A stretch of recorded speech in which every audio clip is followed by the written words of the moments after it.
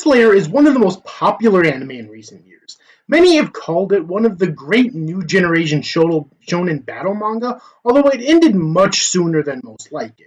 At 23 volumes, it was shorter than even Rurouni Kenshin, which was another one of the shortest Shonen Battle manga at 28 volumes.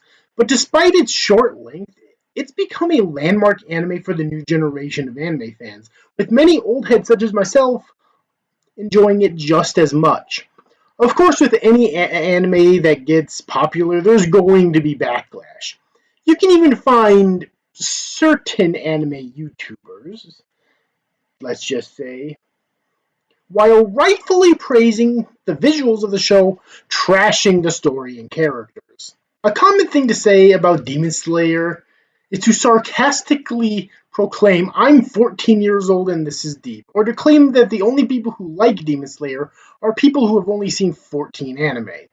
Still trying to figure out why they chose a random ass number like 14, but anyways, I'm here to proclaim that I am a man who has completed 1,864 anime at the time of this writing. I've watched, in general, 2,900 anime, if you count all of my dropped anime, and I'm 28 years old, and I love Demon Slayer. I love almost everything about it. I could probably easily put it in my top 50 anime of all time, and that's a list that almost entirely, if not completely, is filled with 9 and 10 rated anime. And in this video, I want to explain why. But before I get into it, please like this video, subscribe to my channel, and hit the notification bell so you never miss a thing. I release new videos on this channel every Monday and Thursday. And share this video around other places on the internet if you think it deserves it, such as YouTube, Facebook, Twitter, and Reddit, among other places, to help get it and my channel more attention. And comment on the video down below as well, because I'll help my channel out too. And check out my other channel if you're interested, The Once Future King, where I occasionally make AMVs. I recently uploaded a Demon Slayer AMV over there, and it's been taken down, and I've been in the process of fighting it. However, I have several other AMVs on that channel that you can check out until then, including To Your Eternity AMV, which is the most recent upload to the channel. I normally make Naruto videos on this channel, but since Demon Slayer Season 3 is airing right now, I wanted to talk about this today. Demon Slayer is an incredible anime. While, like any popular anime, it's gotten its fair share of hate, it's still very popular, so I'm definitely preaching to the choir when I say that. I feel like my word on the series might mean something, provided that I'm able to get this video enough views, because, like I said before, I completed 1,864 anime and watched a total of 2,900, and yet I still like it.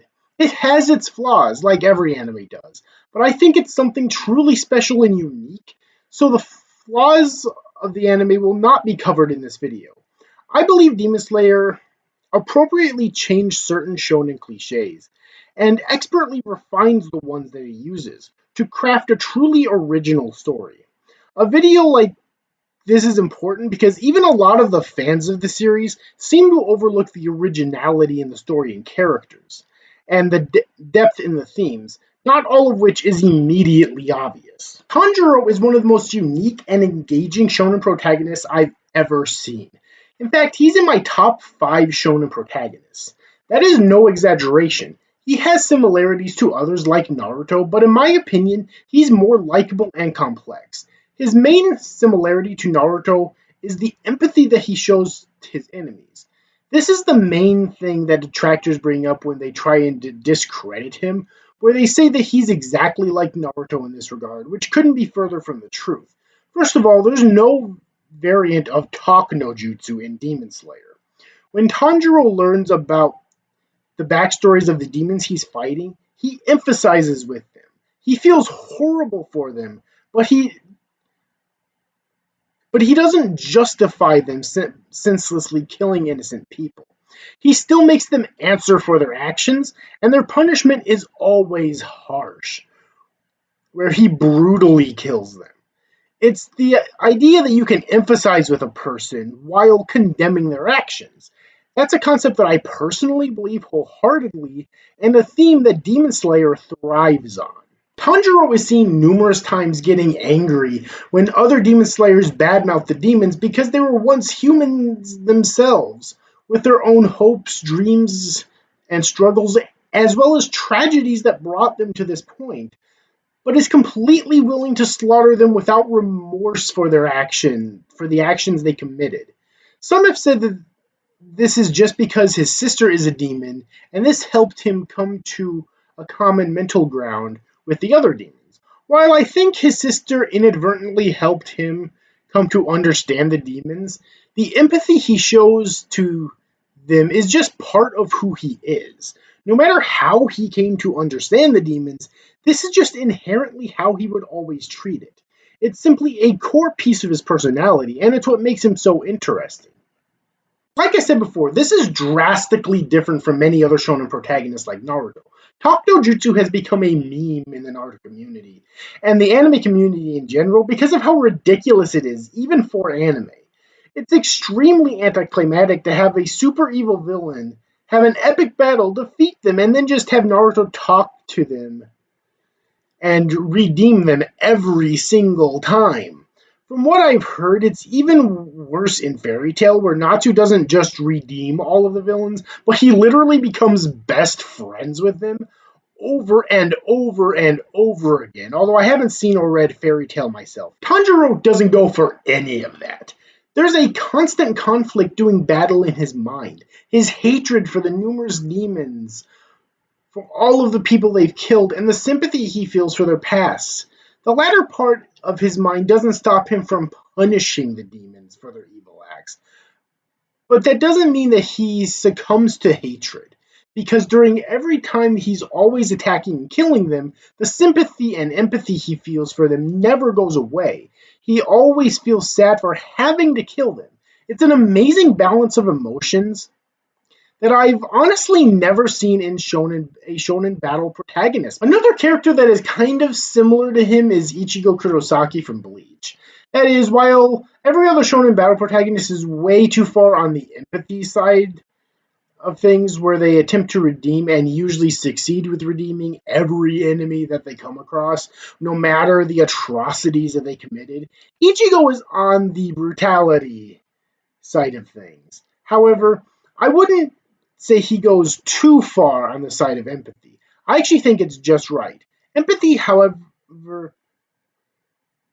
not so much. And no, I'm not saying that Ichigo is incapable of feeling empathy. He's not a sociopath.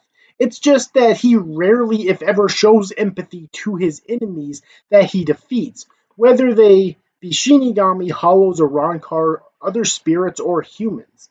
Now, I don't think that's necessarily a bad thing. I think it's more irritating as a viewer or reader if the protagonist shows undue empathy for the villains rather than extra brutality, because they usually deserve the brutality. But the fact that Tanjiro balances these two sides is what makes him unique as well as complex and interesting. In my opinion, there's no shonen protagonist that can compete with this level of intrigue. Not Naruto Uzumaki, not Monkey D. Luffy, not Izuku Midoriya, not Natsu Dragonelle, based on what I actually know about him. Not even Ichigo Kurosaki, and he's debatably my favorite shonen protagonist. And I feel like I need to reiterate something I said at the beginning of this video, and that's the fact that the Demon Slayer is extremely short for a shonen battle manga. The series doesn't even begin to go on long enough for this aspect to get boring or too repetitive. It's honestly the perfect length for the type of story that the author was trying to tell. It's not that I'm inherently against longer shonens. I love shonen battle stories that go on for hundreds of chapters and episodes, with dozens upon dozens of story arcs, and gigantic casts of colorful, quirky characters, each one with their own unique, flashy abilities. But it's also important to acknowledge the value of conciseness in storytelling. Even stories like shonen battle manga, which are usually inherently designed by their very nature to go on forever. Everybody's entitled to their own opinion about an anime or manga, but it does genuinely bother me when people spout objectively false statements like a certain anime or manga isn't deep, or that it has fake depth, whatever the hell that is. To me, the depth and intrigue of Demon Slayer was perfectly apparent from the first few episodes, And that insight and analysis has never changed, even going into season 3.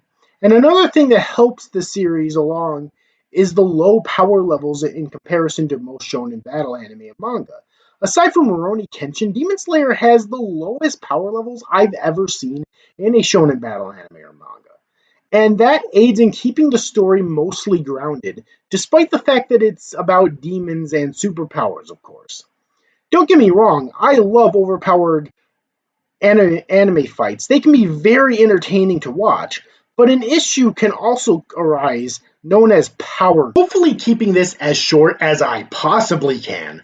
Power creep is where you have villains that are super powerful, so the heroes need to get even more power-ups in order to defeat them. Then they encounter new villains that are even stronger yet, so the heroes have to get even more power-ups to stand a chance. Then more villains that are even more powerful show up, and it continues in an endless cycle of powering up. The first and most obvious issue with this style of storytelling is that it can artificially inflate the length of an anime or manga, and very possibly make the readers or viewers get bored of it eventually due to repetitiveness. But it also always causes a series that has a massive cast of characters, which is most of them, to sideline many of the side characters, as it's unlikely the author would be able to balance development of every single character. When that happens, they'll become so weak, even during the latter parts of the story, that they're functionally useless. Aside from maybe a few comedy relief moments, they can do nothing during the fights. So essentially what you have is a bunch of talking heads that have no good place in the story and that are extremely shallow and uninteresting. Dragon Ball Z, Naruto, Bleach, so many of these shows have done this. Demon Slayer avoids this problem by having no power-ups for the villains so far. In introducing all of the villains that will be fought early on, namely the 12 moons and their leader, and not introducing villains other than them, and having a minimal number of power-ups for the heroes. This helps avoid the problem of power creep entirely, which has been one of the biggest criticisms that viewers and readers have had regarding Shonen Battle anime and manga in recent years. The only other two I can think of that fits this qualification are Rurouni Kenshin, and also maybe My Hero Academia, although I'm not completely caught up in the anime or manga. I think I've watched like 4 or 5 seasons in the anime, and that's farther in the story than I've read in the manga. Overall, in my opinion, Demon Slayer is a fantastic anime and manga, worthy of almost all of the mainstream praise that it's gotten over the years, since the manga began in 2016 and the anime began in 2019. It has its flaws, yes, but it's truly remarkable that it found a way to refine shonen tropes that have gotten stale over the years, and create a work that's truly original and complex. It does still have some tropes, such as the power of friendship, but even that's a trope so common in media in general, not just in anime and manga. Even many of my favorite Western fantasy novels contains this trope, even modern ones.